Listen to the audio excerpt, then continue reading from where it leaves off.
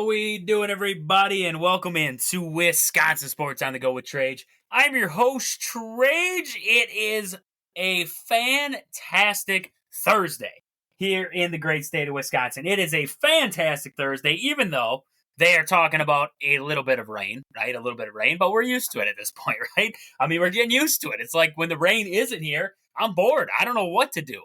It gets dry out for a little while. I don't know what's going on. I'm confused. I missed the rain. Well, the rain is returning. It's supposed to be here now for a couple days. They're talking about could be some showers. Could be, just a little drizzle here and there. Who knows? Who knows anymore, right? I mean, we're sitting here looking at this, weather as of this year in total.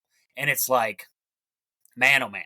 Man, oh man. You worry about the farmers around. You worry about just a little bit of everything with all this rain. I know what I can tell you, though. I haven't had to water my garden. That's okay. That's okay. I get to avoid watering my garden. It does it for me. That's okay with me. That's okay with me.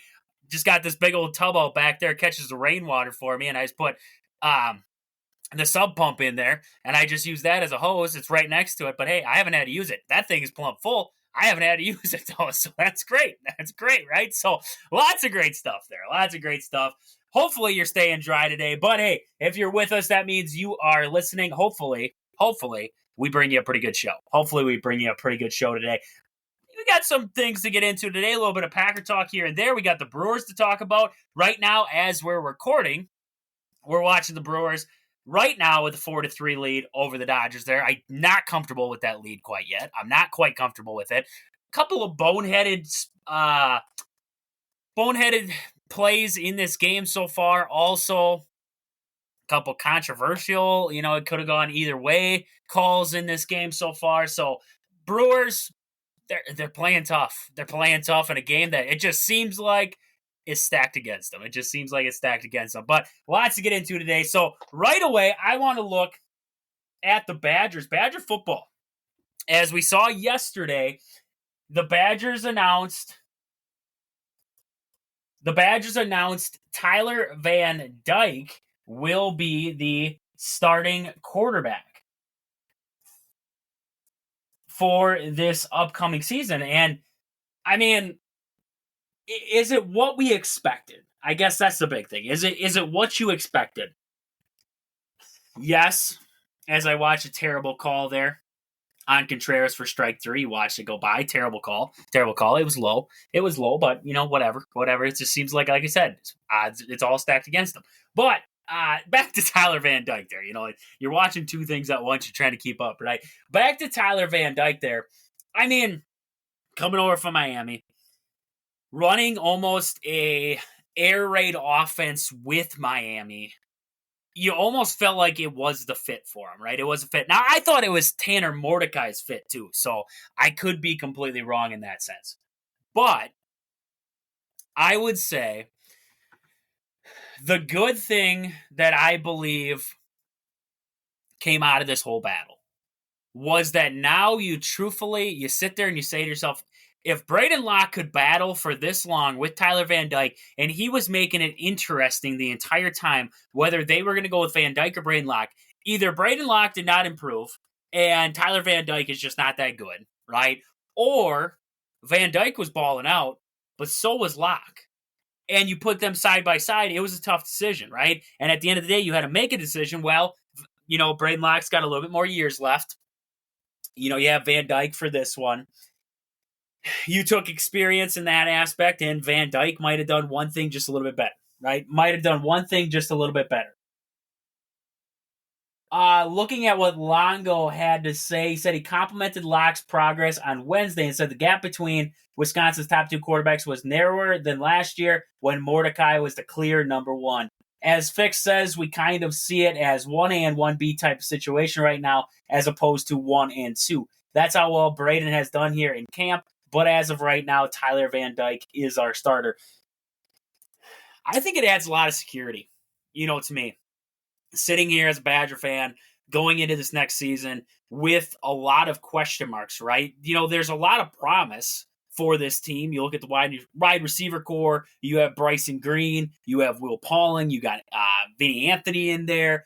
you're going to have some good options out there. Looking at the backfield, you have some good pieces in there, right? With the additions of Dupree in there in the backfield and also Malusi returning in that backfield there. You have options. The offensive line solid. Tight end is up in the air right now. Wisconsin always seems to figure out a decent tight end, right? And then on a defensive side of the ball, Poose comes in. You have Peterson on the flip side of him over there. You have Barton up the middle right now. And then you look at the backside of the defense there. Moore's out there. You have Waller out there. You have Hallman out there. I mean, all in all, there's a lot of question marks, but a lot of good pieces on this team. Now you look at the quarterback room and you say, okay, I have Tyler Van Dyke as slotted in as my starter, but say we have, like last season, your starting quarterback and Mordecai goes down. Well, Braden Locke has to step in. Now Braden Locke is inexperienced. This is still, Luke Fickell's first full season, right? And you have inexperience at the quarterback. Not a lot of guys who have been fully introduced to that system, as they like to say. So Locke's trying to figure it out on the fly. He's trying to do a lot of different things. He's playing Ohio State, right? A lot of just little things that Locke wasn't prepared for. Now, Locke seems to be right up there. He seems to be, as we just read there, as was stated there by Fickell, by Longo, you have 1A and 1B. I don't think you could be in a better spot. That makes me believe if Van Dyke does have issues, if Van Dyke does go down with an injury, Braden Locke can step in there and Braden Locke can do his thing, and the Badgers hopefully will not miss a beat, right? That's the big thing. Won't miss a beat. I thought when Mordecai went out last year, I didn't think Mordecai had that great of a year. A lot of people weren't as down on Mordecai as I was. I didn't think Mordecai really had a great year. I thought it was solid. I didn't think it was anything great, right? You look at Mordecai coming in, and this was a guy who had, I believe it was over like 5,000 yards passing. Like, this guy was unreal, coming over from, I believe it was SMU. He came over from there. And the season that he had throwing the football, I thought he had issues, which seemed weird because at SMU, that was his big thing. So, yes, injuries did bar him. That didn't help. But I just didn't, watching him last year, if Tyler Van Dyke can be a better version of that throwing the football, the Badgers will be all right. It's not like they have an easy schedule. They have a pretty tough schedule all the way around. Like we talked about, the date with Alabama. You got that date with Alabama. You have USC. You have Penn State. You have Oregon on that schedule. Nebraska's supposed to be a little bit better this season here. You never know about Northwestern. Iowa's always a dogfight. Minnesota always figures out a way to play with you at times. Purdue, thank goodness it's at home, because at Purdue, that could lead to trouble. And for some reason, everybody's high on Rutgers. I don't know what it is. If Rutgers, they found some, they have some decent talent, but the way some people are talking about them, they're like, this is a team that's ahead of the Badgers right now. Okay, if they're ahead of the Badgers, then what did they do in the offseason that I missed? Because, yes, they added some pieces, but I didn't think they added that many pieces, So, hearing that Van Dyke was named the starter did not surprise me. I kind of expected it, to be honest, but it made me feel better when I heard how close and how long it actually took for them to decide. It made me, it made me excited that the Badgers had a couple good quarterbacks finally in the room, right? Last season we went into it and we're like, okay, we have Mordecai, we have Locke coming in, we got Evers. Like, this is a pretty good group we have put together now. I think, if Locke has improved this much, I can't wait to see him out there. Whether it's this season, barring something happens, or if it's next season, I can't wait to see Braden Locke out there if he's progressed this much. So I love to hear that. To wrap that up, I love to hear that Braden Locke and Tyler Van Dyke is finally figured out, but Braden Locke is improving and he has looked good in spring. That's all the reports that I've seen. Everything that I've heard, everything that I've seen is that Braden Locke has, performed well in training camp. So great news there. Great news. Badgers back at Camp Randall now after spending some time at Platteville. They're back at Camp Randall preparing for that week 1 matchup on August 30th. It's getting closer and closer. We're already at August 4th or August 15th, right? We're already at August 15th. We're 15 days away already from Badger football being back. It is exciting. It is exciting. And that means after that happens, we're so much closer to Packer football. And then let the sports just roll in, right? Then you have college football, you have the NFL, you have college basketball right around the corner. And then after that, you have the NBA getting ready to go. You have MLB postseason happening. You got the NHL happening. Volleyball, college volleyball rolling along. The Badgers always seem to perform well in the college volleyball department. So you look at that. It's a crazy. This is when you hit the home stretch and it starts to get a little crazy there in sports. The dog days of summer are getting to an end now, and we're getting towards sports being back and flourishing once again, right? Flourishing. That's all we can say. So with that, great talk. Great talk about the Badgers there. Great to see Tyler Van Dyke getting that starting nod right now. And hopefully we see this dairy raid offense start to pick it up this season here for the Badgers. But with that, I want to get into a little bit of Packer talk here. Talk about the Packers and kind of what we've been thinking about lately here. Some of the thoughts I've been having as of late here. So right away, looking at this Packers team, what excites me the most? That was my biggest, I saw a lot of people, they had the same question out there in social media, and I wanted to answer my thoughts. What excites me the most about this Packers team? Number one, I would say the young talent on both sides of the ball. A lot of these teams, they have talent on both sides of the ball, but it's old talent, it's older talent.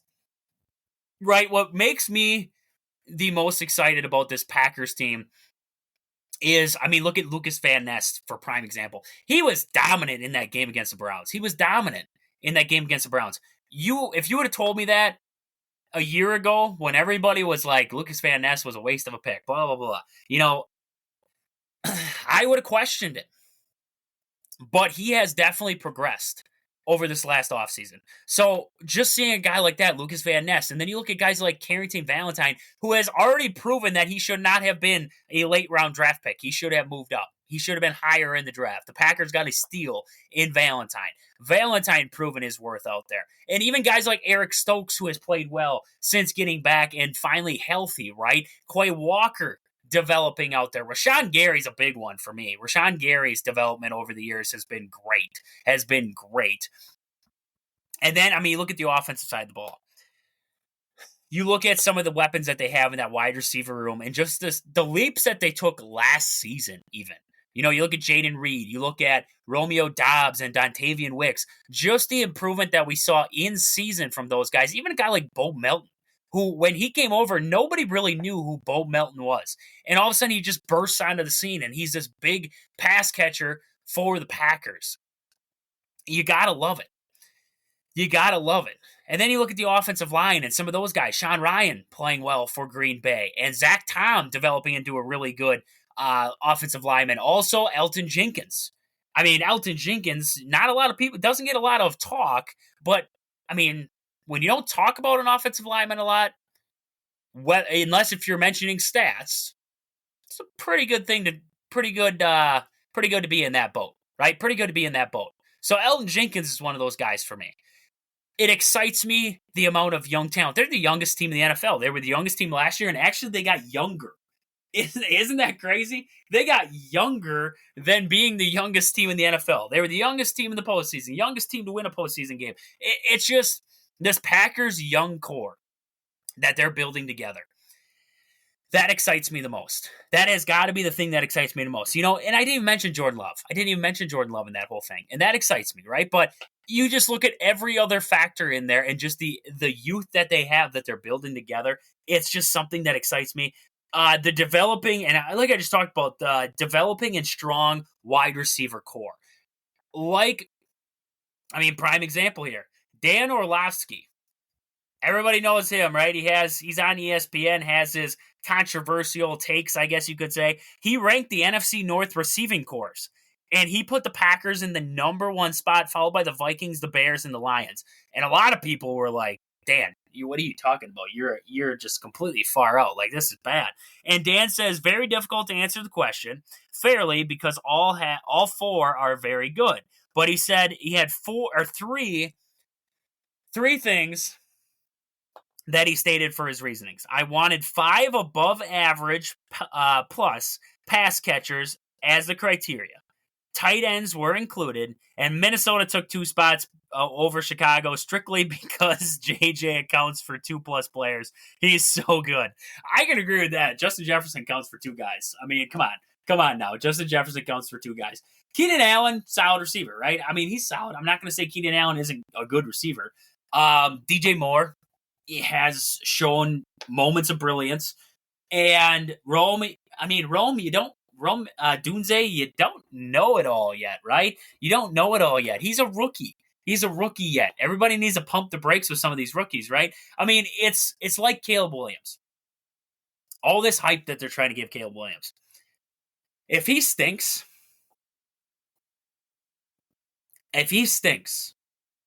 all that gets amplified now.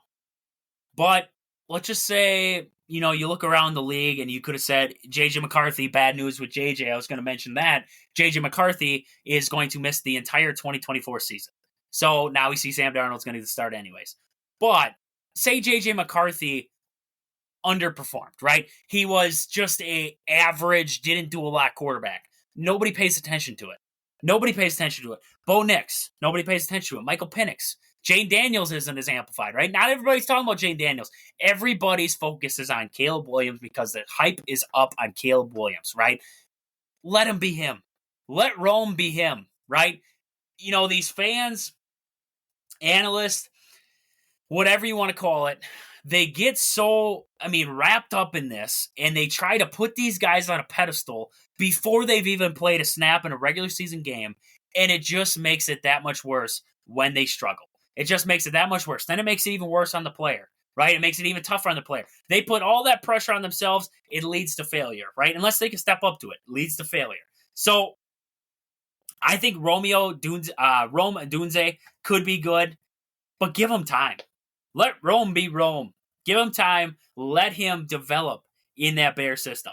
Just like the Vikings did with JJ, just like they were going to do with Addison. He went down with an injury too. The Vikings are a disaster right now. The Vikings are a disaster with injuries right now. I almost am starting to feel bad for the Vikings. And I didn't think I'd ever say that, but I'm starting to feel bad for this Vikings team because it's just like every day I go on social media and I'm scrolling through, another injury happens or another, something happens to the Minnesota Vikings. It's like, okay, this guy's out. Okay, this guy's out. And it's like, oh my, like, holy crap.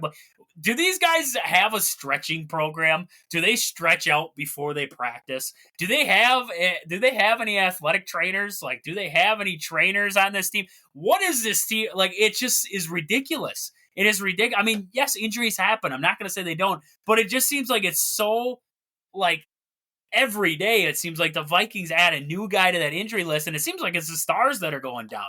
Addison goes down, and then you have McCarthy. I believe there's a couple corners that they had go down. Just a disaster there. But getting back to what Dan Orlovsky had to say there, look at it. He puts the Packers in that number 1 spot, and that is simply because you look at how many talented receivers they have. Like we've talked about the past couple days here, 1 through 4. 1 through 4 for Green Bay, and you can even include Bo Melton into that.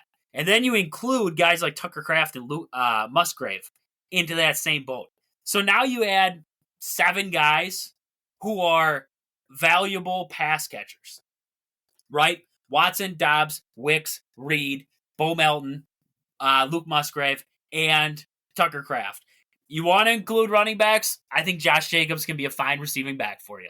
I think he could be a fine receiving back. Same with Lloyd. If he ever gets healthy, Lloyd could be a solid receiving back for Green Bay. Speed, athletic ability to make moves in the open field and burst through a hole. he could be a dynamic runner for him too. Yeah, I mean, in the pass game, in the run game, whatever you want to call it, both of those guys. And then, I mean, it's just there's something about this Packers receiving core that it just gets me excited. It gets me excited. And last but not least, I'm going to put Halfley in there because now the Packers have a defensive coordinator that I feel like the defense is going to be fun to watch. They're flying around. They're flying around. I'm seeing, Bullard's up there making tackles, and McKinney's flying around, and Williams is flying around, and you have just all these moving components in this defense, and Halfley is just letting this defense be them.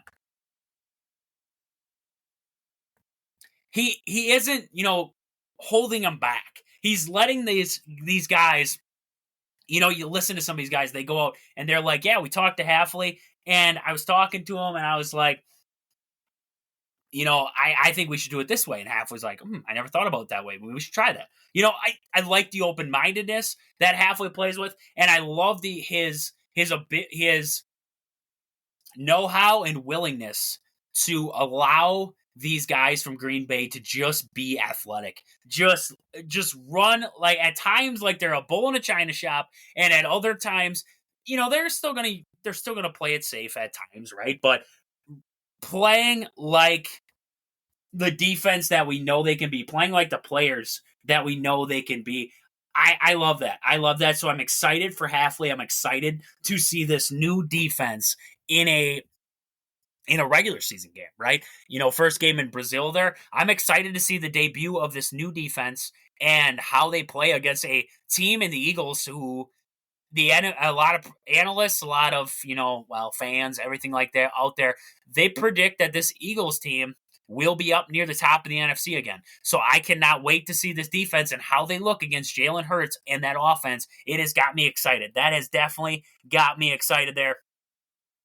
Getting off of what excites me, I'd love to hear what excites you guys. Definitely leave a review for us. Send us fan mail. Send us in the fan mail option there. It's in the bio of the show. Says send us a text message. Click that. Send us what you believe excites you the most about this team. But in other Packer news there, Pratt and Clifford are still battling for that number 2 spot. We do see Clifford is going to start this weekend, but Pratt's going to fill in after that. Going to be an interesting battle there. I know it's just for backup position there, but Michael Pratt is highly touted. He's highly ranked in some of the rookie rankings right now, so great to see that. Great to see the Packers having a solid QB, a couple solid QBs in the room there just in case if you need them, right? It's always just in case you need them. Other Packer news, Quay Walker and Valentine return to practice. Great news. Great news getting this defense healthy there. And also, long snapper Peter Bowden was released again. So he was signed, released, signed, and released again. This poor guy, he's just like, so do you want me just to stay in the parking lot? And when you call me in about, 20 minutes, I'll just come back in, right? Just leave my locker. Do you think they actually clean out his locker? Because that would get ridiculous. We've cleaned out this locker twice now. It's like, you might as well just leave my stuff here. I'll be back. Just leave my stuff. I'll come back for it later. Just, it's crazy. It's crazy that he was sign, and release. Long snapper there, Peter Bowden. That's weird. That was a weird development there. And also, the Packers did sign running back Nate McCray there. So Nate McCray comes in. I don't know what this means with that injury to Lloyd there. Does that mean that injury is worse than we, were first under the impression of? Is that what, it kind of means, or what does that mean? So McCray, I was just going to pull up his stats here. So looking at him over the years, he's played in one game for the Baltimore Ravens. One attempt, -1 yards. Okay. That's his summary there. That's his career summary. That is it. That is all the action that he's seen so far. So, not like we added a lot of experience or anything in that room. Just a body, right? You're just basically thinking of McCray as a body, and that's about it. That's about it. So Packers sign running back Nate McCray there as a body in the room there to fill a spot for now here. Hopefully not for long. And Lloyd, that injury is not so bad. We see Lloyd back with Green Bay pretty soon here. But with that, before we move on here, I want to mention some great sponsors of the show here quick. First, Game Day Supply in Alaska. Do you have a sports club or team? Are you looking for some sweet custom uniforms or apparel? Check out the awesome crew at Game Day Supply in Alaska to help your team get the sweetest gear. Find them on Facebook at Game Day Supply or online at GameDaySupply.net. Also, Pittsfield Farm and Home Center. At the store, they serve you anything from hydraulic hoses to red roses. Stop in and see the awesome crew at Pittsfield Farm and Home Center in Pittsfield, Wisconsin there. Marshfield Motor Speedways, located just 3 miles outside of Marshfield on County Road H. Get down there this summer. Tons of family fun for all ages. Great food, great drinks, great atmosphere. Nothing better than a great summer day or night down at the track there. Marshfield Motor Speedways. Your hometown team, Century 21 Gold Key Realty. Call Peggy Sue or Anna to find your dream home or if you're looking to sell. Find them on Facebook at your hometown team, Century 21 Gold Key Realty, or stop in and see them at their location in Marshfield there. Sports Scene, sports cards, and memorabilia, located in the Marshfield Mall in Marshfield, Wisconsin. Get down there and see Al. He has everything you need, from sporting cards to memorabilia, jerseys, model stock cars. He's got it all. Sports Scene in Marshfield. And also Sport and Spine Clinic in Greenwood, Wisconsin. If you've been injured recently, whether you were mowing the lawn, going for a walk, you were at work, maybe you were playing with the kids or playing with the dog, or maybe you just sat up in your recliner and yelled at the screen while the Brewers were in a 3-2 count against Freddie Freeman with the runner on first in the top of the seventh. You were just screaming at the TV just to strike them out here. And you felt something tear pop. You didn't know what was going on. You went to a doctor. They said you better get down and see a physical therapist.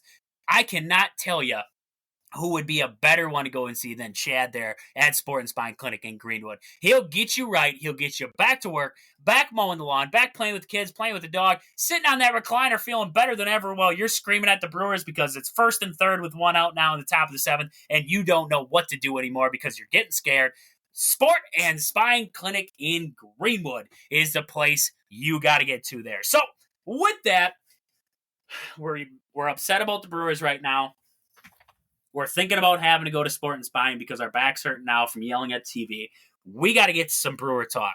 We got to get to some Brewer talk for the day here. So, looking at the Brewers, I saw an interesting stat. It was a graphic from Brooksgate.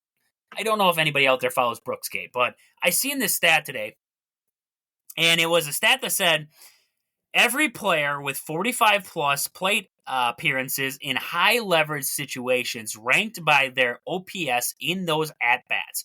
High leverage as defined by Fangraphs. So Fangraphs is basically the one who tells you what high-leverage situations would mean. I would assume pressure, down by a run, runners on, late in a ball game, maybe the 7th or probably after the 6th inning, I would say, would be your high-leverage situation. So looking at this list, there are multiple Brewers on this list. I see 1, 2, 3, 4 Brewers on this list in total. Now, I'm going to give you, it'd be like a Jeopardy waiting music. I'll give you 5 seconds to think of your Brewers who you think would be on this high leverage OPS.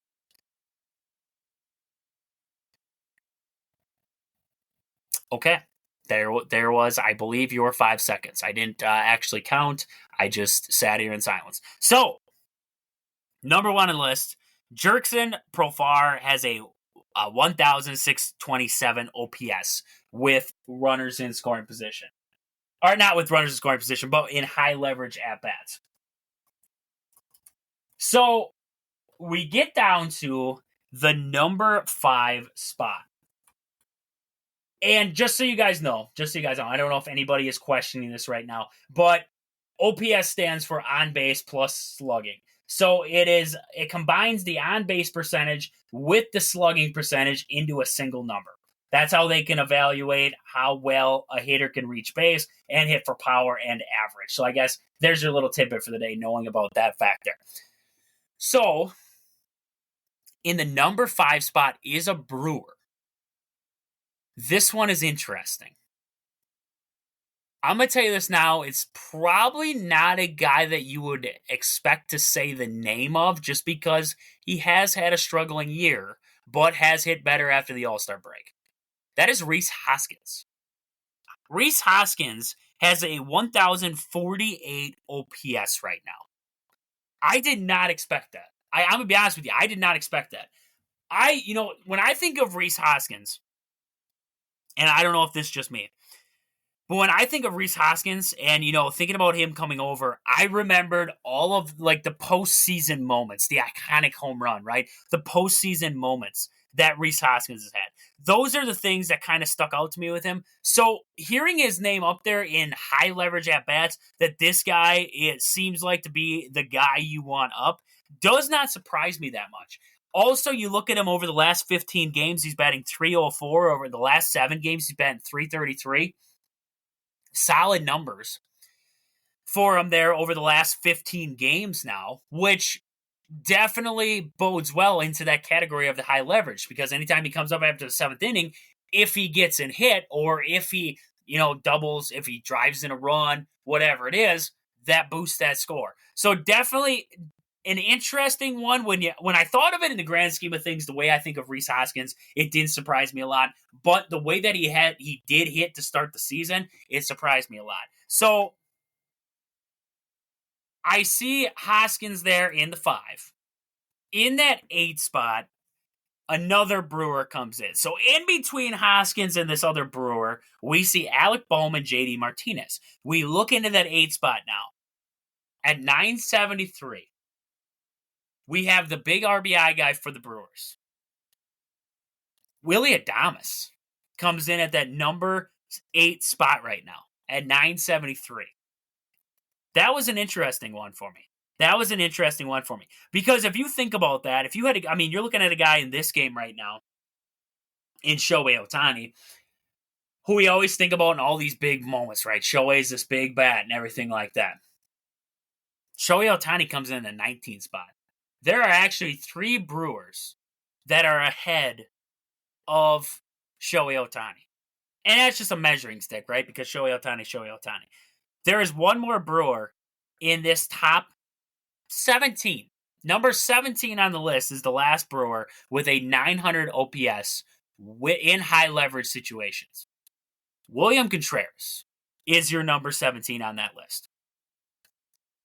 That one did not surprise me as much, and also the way that Willy Adames started the year, hitting after the 6th, 7th inning, did not surprise me. Did not surprise me with those guys there. Looking at the last guy on this list for the Brewers in the 44th spot, this one may surprise you. Give you a second. Take a guess. It is one of the younger guys. On the roster. It doesn't really help, right? There's a lot of young guys on this roster.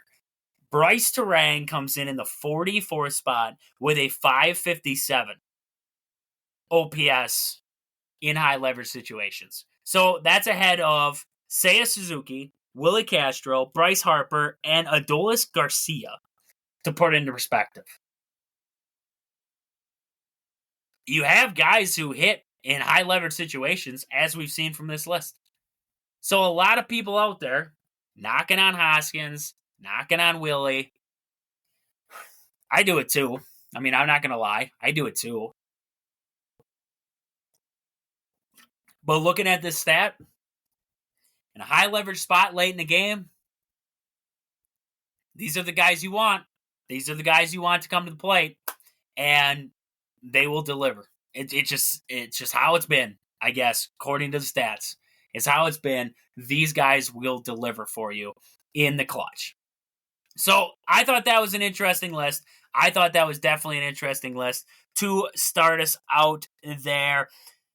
Contreras, he has been struggling to throw guys out. I don't know if it's just me, but it seems like Contreras, if it's just this Dodger series, I thought it was a little bit in the Braves series too. He's struggling to throw guys out. Now, some of that could be on the pitchers too. Some of that's on the pitchers with slow delivery, holding guys on, everything like that. But Contreras has struggled throwing guys out. It seems like he's dropping down to more of a sidearm release when he's throwing down to second base. I don't know if anybody else has noticed that. Just something that I've noticed is it seems like he goes to that sidearm a little bit more now. Maybe that's affecting him there. The throws aren't right on the money like they were early on in the year. It just seemed like early on in the year, those throws were like darts. They were right on the money. It was like, bam, right there. Now it seems like it's just a little bit, just a little off. One way or another, it's a little bit slower getting down. It's a sidearm release. I thought Contreras has struggled.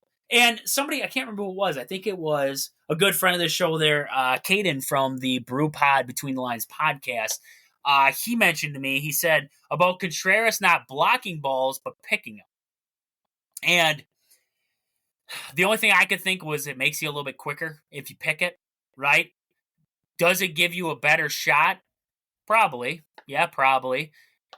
Is it a little bit more, would you say, dangerous? Yeah, I would say so. But Contreras has done well at times picking the baseball. So you take that one as you leave it there. But Contreras behind the plate has definitely been something that I've been keeping an eye on. Because it just seems like his defensive side has kind of slacked off this year compared to what he's done offensively in the second half, because I believe his OPS is above 1,000 here in the month of August. He's been getting hot for the Brewers. So you can't really take this guy. We're not talking about taking him out of the lineup, and I'm not talking about this is the worst catcher in baseball. I'm just saying that I think his defense has regressed just a little bit in this season here. Another, I guess, hot topic that I had was with the Brewers, with Sal Frelick. Would you consider putting Sal Frelick in the leadoff spot? Bryce Terang he's had a good year. Bryce Terang has had a good year, but he's been kind of scuffling as of late. You look at him, his last 7 games, .091, last 15, 180, last 30 games, 144. The torrid start's definitely keeping that average up. So with Terang struggling, and Sal, you look at him over the last 7 games, 208, over the last 15, 250, over the last 30, 245. Would you consider putting Sal in the leadoff spot? Because Sal right now, yes, the average isn't showing it, but he's putting the baseball in play, right? And I'm not saying Terang isn't. Terang's hitting a lot of hard balls right at guys, so it's been a couple of unlucky spots for Terang. But would you consider Sal moving up there? I would. He's got the speed. He's got the ability to put the ball in play. He works counts, right? Sometimes he irritates me because he works counts so much, right? He watches a lot of pitches right down the pipe. So that part does irritate me at times with Sal Frelick. I don't know, he stands there with the bat on the shoulder with a pitch right down the middle. It irritates me. Irritates me when a lot of Brewers do that. It seems like some of these Brewers already walk up there in an 0-2 hole and then they watch 2 pitches right down the pipe. My grandma was telling me all about that, talking about the Brewer game from a couple nights ago. I think it was when Kershaw was starting and when Gavin Stone. She talked about both those games. And she's like, you watch these Brewers, and it's like watching pitches right down the middle. It's like they're guessing. They're not ready for some of these pitches. And working counts is a good thing, but also when the offense is struggling and you're getting deep into counts, sometimes that hurts you too. Sometimes that hurts you because now you're guessing even more, because when you're in an 0-2 hole, you don't know what's coming next, right? Is he going to try and miss the zone on purpose, or is he just going to fire one by you, right? Where are you at? What is he thinking out there? It's a guessing game then, and the Brewers are definitely on the wrong side of it at times. So would you move Sal Frelick to leadoff spot? I would consider it. I would, between Terang, Sal Frelick, you could maybe flirt with even a guy like Garrett Mitchell in that same category. Mitchell, he's went on a little bit of a torrid stretch there for a little bit, but then he's cooled off over this last week here. But I would consider Mitchell up there too. Just some speed, just some guys at the top. Mitchell would be the only thing knock I could have a Mitchell game is there's a lot more swing and miss from Mitchell than there is from Terang and Frelick. I think those guys work counts a lot better than what Mitchell does. He has the speed, but I don't think he has that part of his game. Jackson Chourio, right now, I like him in the 2 spot. I'm going to be honest with you. I like him in the 2 spot. And I would actually, when Rhys Hoskins is playing, and I would play him virtually every day, I would put Rhys Hoskins into my 4. I would put Rhys Hoskins into my 5 or 4. I would have Adames the opposite, and I would have Contreras my 3-hole. I would have Chourio in my 2, and you look at the rest of them, like I said, between Terang right now. I know they flirted early on in the year with Joey Ortiz in that leadoff spot. Would you be opposed to seeing him back up there if that bat starts to get going again? I wouldn't be opposed to seeing Joey Ortiz. I think they have a lot of options that they can move around up there. I think moving Terang down in the lineup and stuff like that would not hurt at all. I don't think it would hurt at all. So I would definitely be okay seeing Sal or another guy get up in this order here, and I'd love to see Hoskins move up. I really do.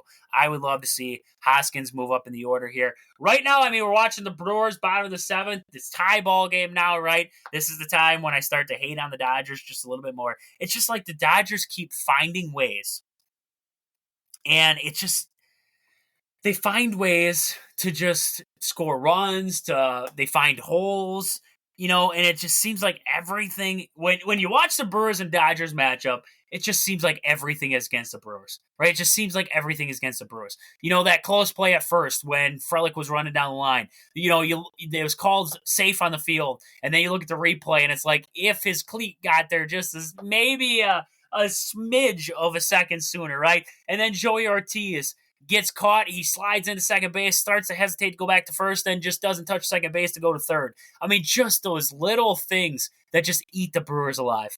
Just eat them alive. Then you look at that first inning there when Brewers load up the bases with nobody out, and Contreras hits that fly ball to center. And, I mean,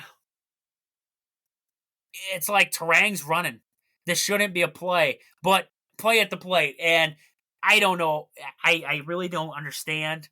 Barnes was blocking the plate. I don't care who you are. That leg was in front of the plate, and the knee was dang near down before Terang was even close. For the ball was close, that knee was down. So I don't understand how that wasn't blocking the plate, but it was not called blocking the plate. It just seems like everything goes against the Brewers in the Dodgers series. It just really does. It seems like everything is against the Brewers. I mean, man, oh man, it just irritates me. It irritates me to play the Dodgers. It really does. One time I want the Brewers just to win 2 out of 3 or win 3 out of 4 or just sweep the Dodgers. That would just be great. That'd be great. It would make me feel good. It'd make me feel good about the Brewers. Definitely something. I mean, hopefully, like I said, it's bottom of 7th right now. Runner on second, 1 out. We got the middle of the lineup coming up. Hopefully the Brewers can pull off this one. Hopefully I'm talking about a Brewers series win. After hopefully, right? They win this game here, and then they will be taking on the Dodgers for one more. Starts at 1:10 today here. Flaherty taking on Tobias Myers. We got the big dog on the mound in Tobias Myers there, taking on Flaherty and this Dodger team. I mean, hopefully we're talking about a series split between the Brewers and Dodgers tomorrow in the show, and we're preparing for this series coming up here with the Cleveland Guardians. But with that, that's about all I got for today. Like I always say, like, subscribe, definitely leave a review for us, send us fan mail, go in the bio, send us a text message down there in the bio there.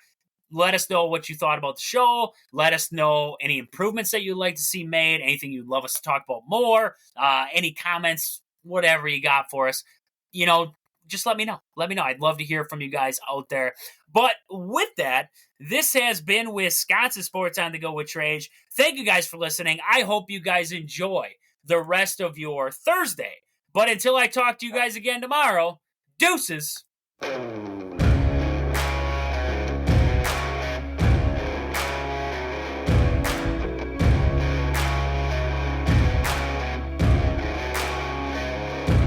Yeah, oh my Lord, watch me sway. Darkness falls and we all pray, hoping for the light of day. Down to the river, I have held the devil's hand, felt the weight of my own sin, burdened by the heart of man. Down to the river, down to the river. Oh.